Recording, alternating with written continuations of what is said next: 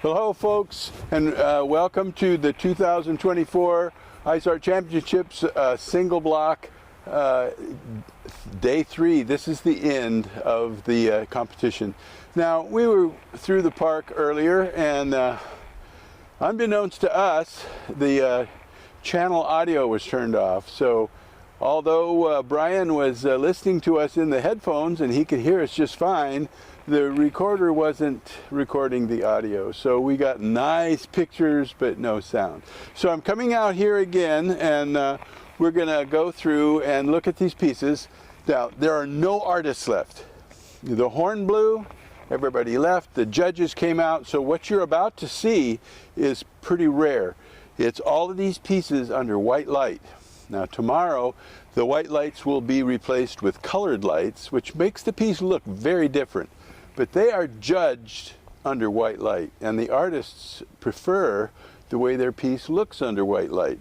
But our visitors like the colors, so we're going to go around and take a quick look at these pieces, and you can appreciate them the way no one else will be able to see them. So this first piece is the piece called Nothingness. Now, if you've watched previous videos, you know what this is about. I'm not going to go through and give a lot of details because we've already covered all of that. The cold is getting to my throat. Okay, let's move on down to the next piece.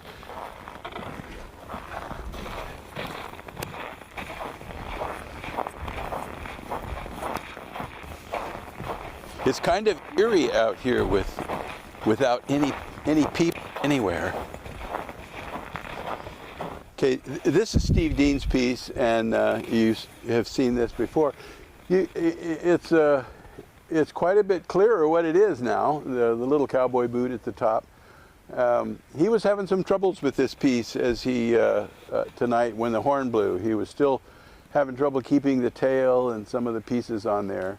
And I heard him say inside that he was going to come back out here later and work on some stuff. It won't be judged, but he wants to complete it. All right, well, let's look over here.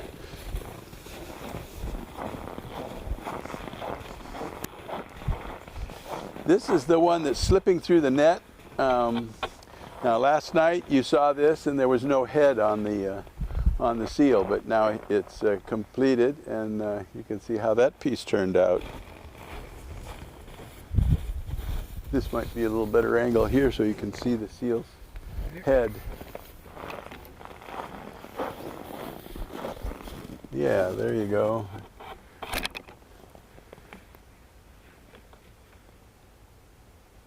Yeah.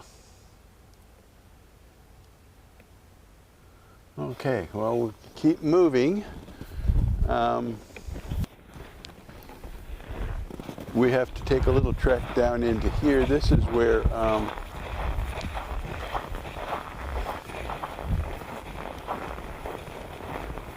this piece is a little bit difficult to view from. Well, they took the rope down, so maybe you can see it a little better. This is a walk in the park.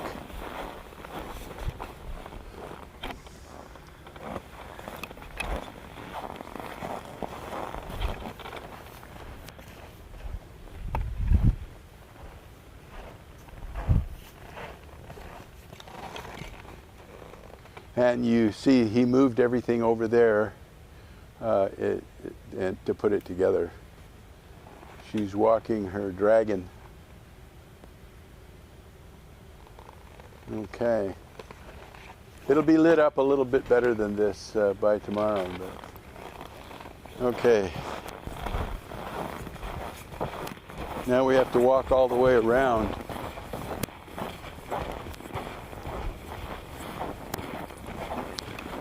To get to the next piece.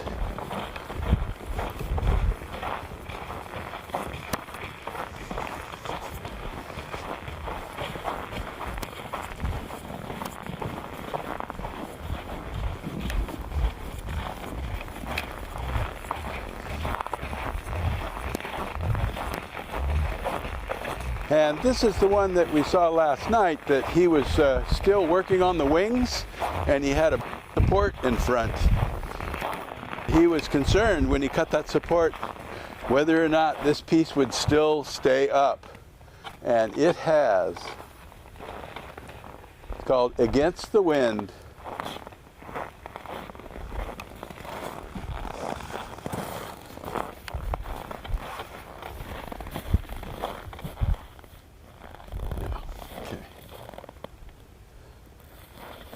Yeah, those wings turned out really nice. They're very robust.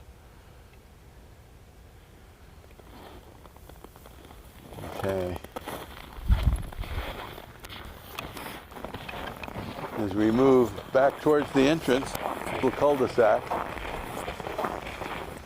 This is one of the ones that we were very impressed with last night because of the flowing of the tutu on the Ballerina.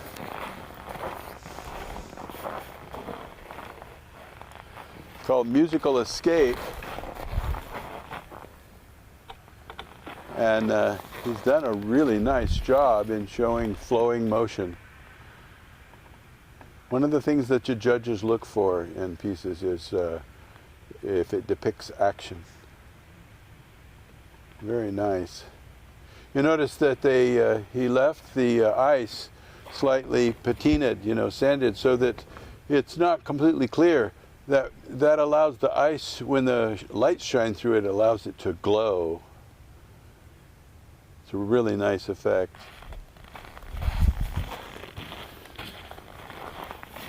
And we move across here to Steve Rice's piece called Floaty.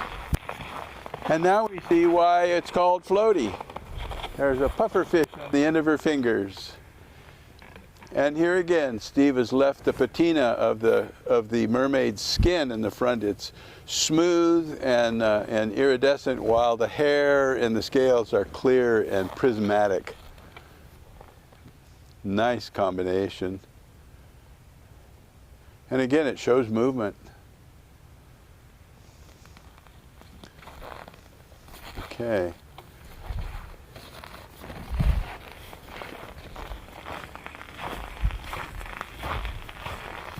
So here it is, the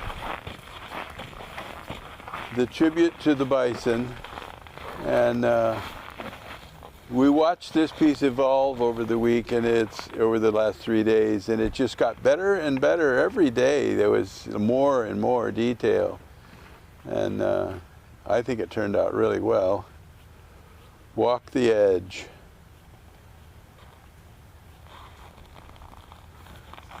All right, let's.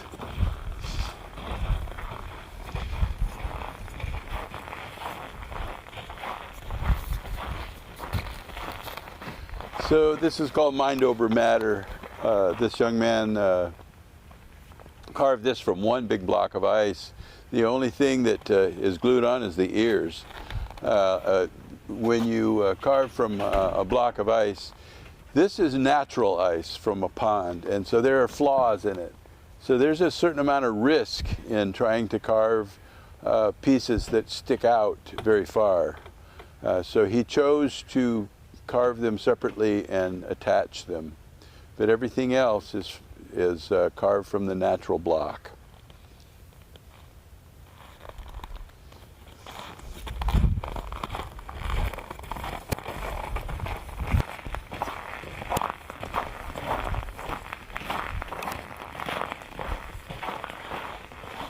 And you can see here, this is David Smith's piece, The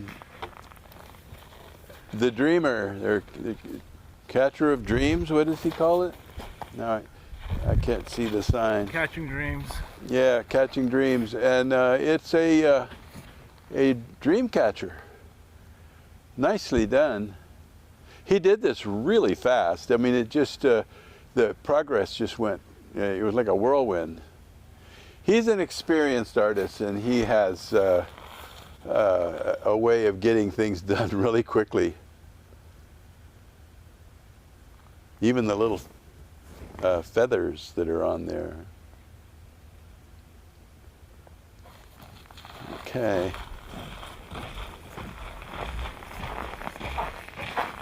Then there's this one. This is one of my favorite pieces.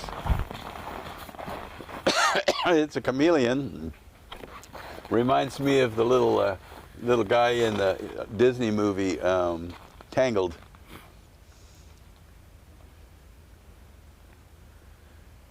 Up at the tip of his tongue is a little fly up there that he's grabbing.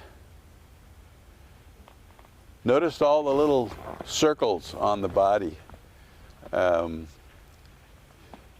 the years, these artists have developed special tools to create effects on their pieces. And that's done with a very specialized bit.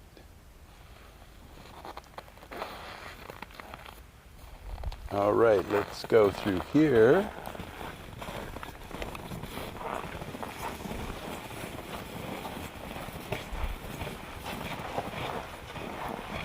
And this one, you'll probably recognize this right away. This is the man-eating plant from Little Shop of Horrors. Feed me, Seymour. He did a great job on this. Very expressive. It's got the leaves underneath the plant are done and everything.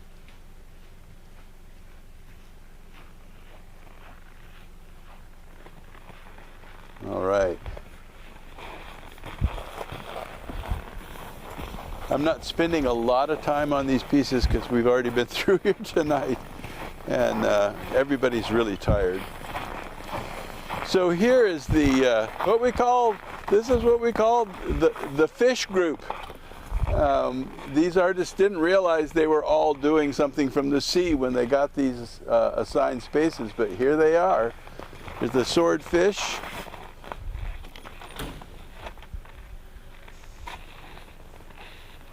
Then back here is Krusty the Crab. The claws are very, that really makes the piece stand out.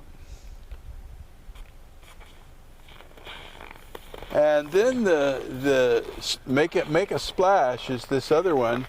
And the detail in this, you have to actually walk around this piece to see it. There's an old man's face here.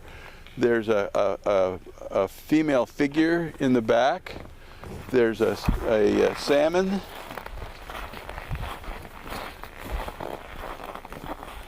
And then there is a face on the wave as it comes up.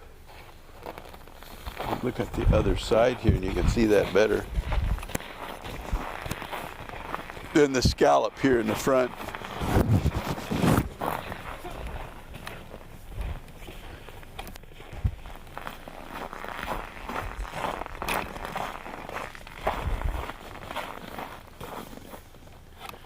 And there's a face on that side there.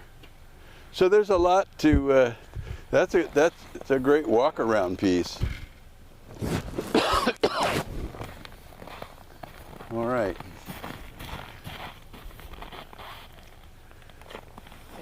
So now we have a long walk over to this alcove where there are several pieces in the trees.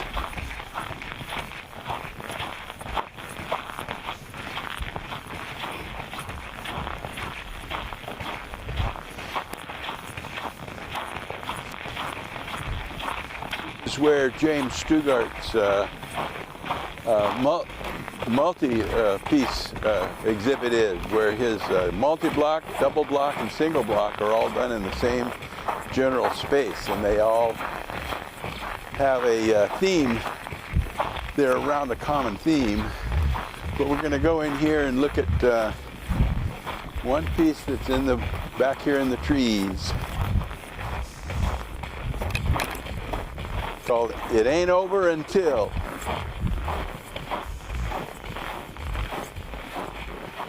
And it's the Viking warrior princess.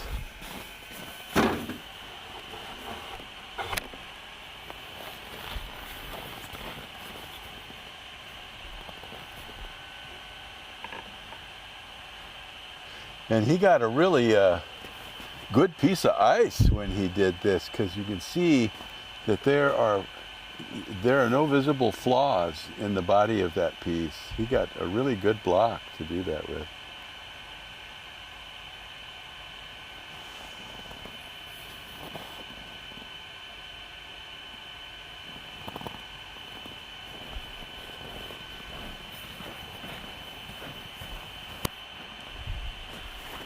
Okay, so around the corner here is the Stuart family pieces. James was working on this for his single block.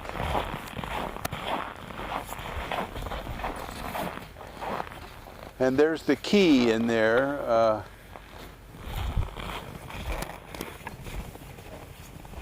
This is the one that was called Keep Away, but it was the key, it's key apostrophe P, keep away.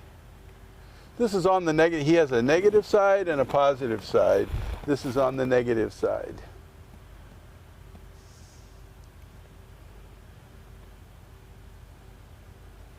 He's our resident philosopher. He always comes up with these highly philosophical pieces. You'll be able to walk through his exhibit and look at his pieces from all different angles. Maybe we'll do that at some later date.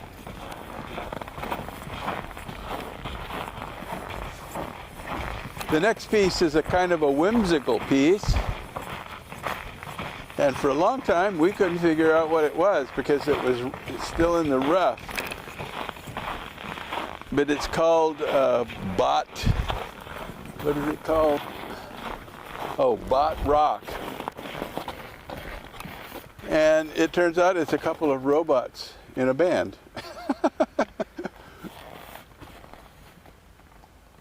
Brian said he thought those drumsticks looked like somebody was getting ready to do a karate demonstration. So, yeah, now it's very clear what it is. All right.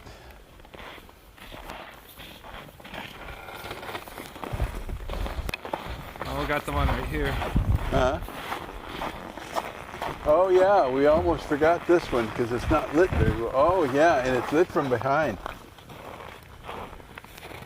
Hidden Beauty. And we were remarking earlier how there is a crack in the ice right where those two faces join. And I asked him, I said, did you do that on purpose? He says, nope, it was just part of the ice. And he carved his piece around it. So when the light shines from the side, one of the faces looks a little darker than the other. Depends on how the light's playing. So this is a piece in bas relief. So it kind of 3D pops out of the ice. Nice work.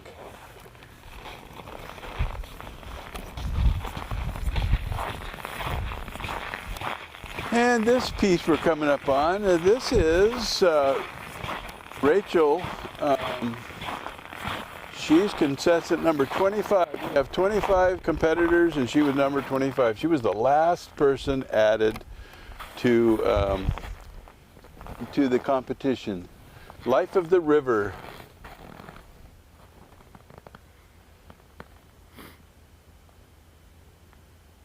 And she did this very quickly because she didn't get out here on the first day, but boy, it took shape really fast.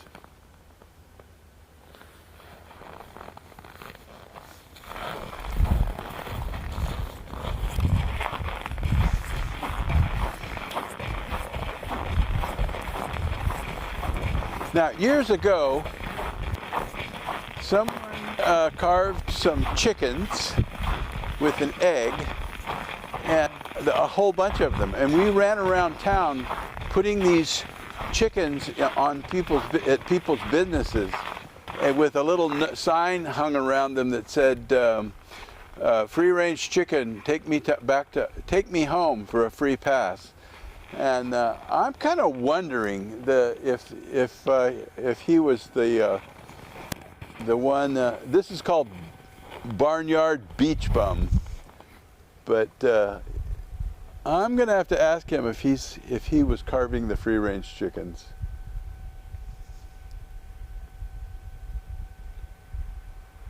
We took one of those chickens to Alaska Airlines and went out there, and the ticket agent says, there's a free-range chicken trying to buy a ticket to Chicago. So yeah, that was fun. We went out there and filmed that.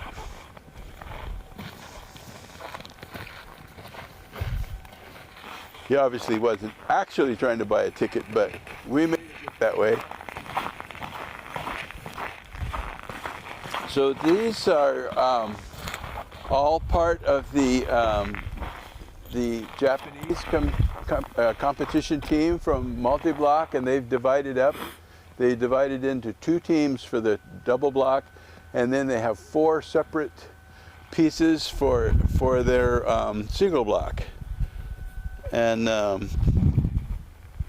Want to Protect is the name of this one. It's kind of an abstract piece, but you can see there's a cowboy hat up there. There's looks like part of a mite, you know, like a bull.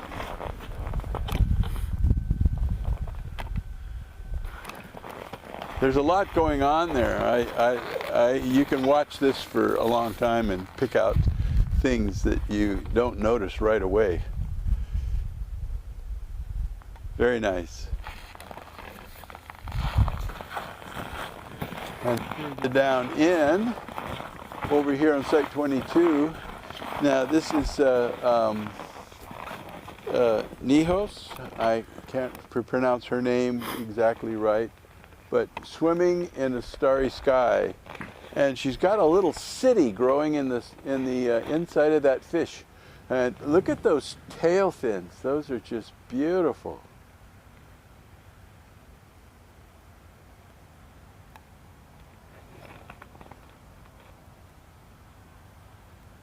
These people are amazing artists. They have done a lot of pieces in the past that just are really remarkable.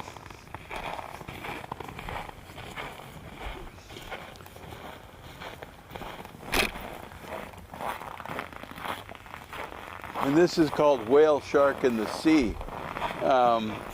Notice the fish jumping in front of the whale shark.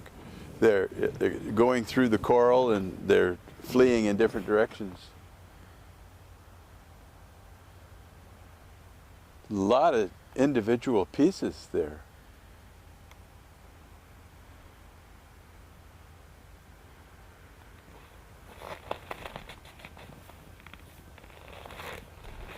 All right, well, I think that's all there is back here. Let's go out. We have one more to cover.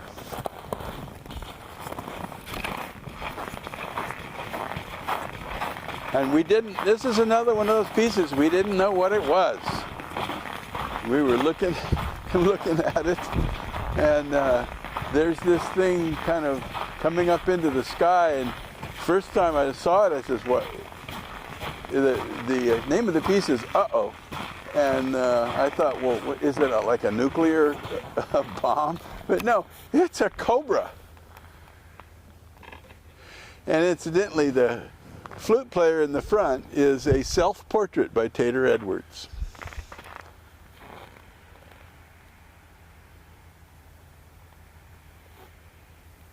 Yeah. He's definitely got a sense of humor. All right, well, I think we'll close out. So I'm sorry this was such an afterthought. We thought we had the sound on the first trip through, and the car with the horn blowing came through, and it was kind of an exciting moment. But tomorrow we're going to have the award ceremony, and we'll be broadcasting that live at 8 o'clock Alaska time. So watch for that, and hope to see all of you there, from all of us here at Ice Alaska to all of you at home. Stay warm, stay safe, and we'll see you in the next one.